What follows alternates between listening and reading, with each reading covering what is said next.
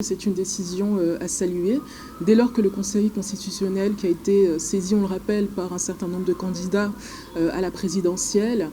s'est déclaré compétent pour statuer sur la saisine, eh bien, on pouvait s'attendre à ce qu'il dise le droit. La question était, s'il se déclare incompétent, la situation restait telle qu'elle, et puis l'incertitude politique, et puis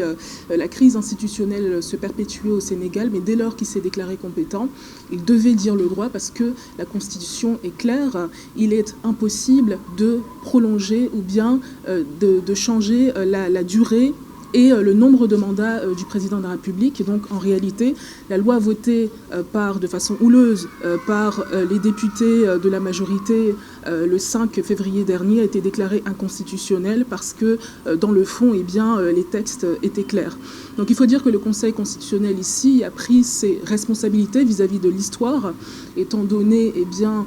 les troubles qui ont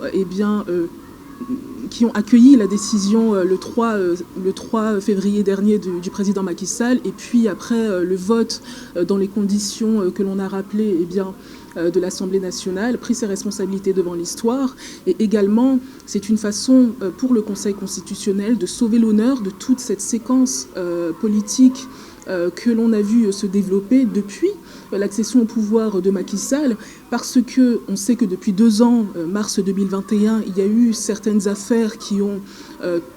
poussé les observateurs à parler d'acharnement judiciaire vis-à-vis de la personne de l'opposant radical, l'opposant numéro 1 au président Macky Sall, qui est Ousmane Sonko, aujourd'hui en prison.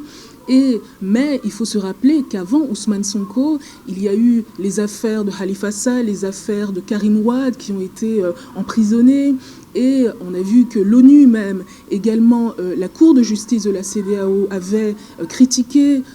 l'attitude eh bien, du pouvoir judiciaire au Sénégal et questionné, jeté le discrédit sur la séparation entre le pouvoir exécutif et le pouvoir judiciaire, ainsi nous permettant de nous demander si le pouvoir judiciaire n'était pas inféodé au pouvoir politique, à l'exécutif. Donc c'est une façon pour le Conseil constitutionnel de quelque part sauver l'honneur sur cette séquence qui a consterné la plupart des observateurs quand même, et qui a jeté le discrédit sur la probité eh bien, de cette institution et de l'ensemble des magistrats finalement qui la défendent.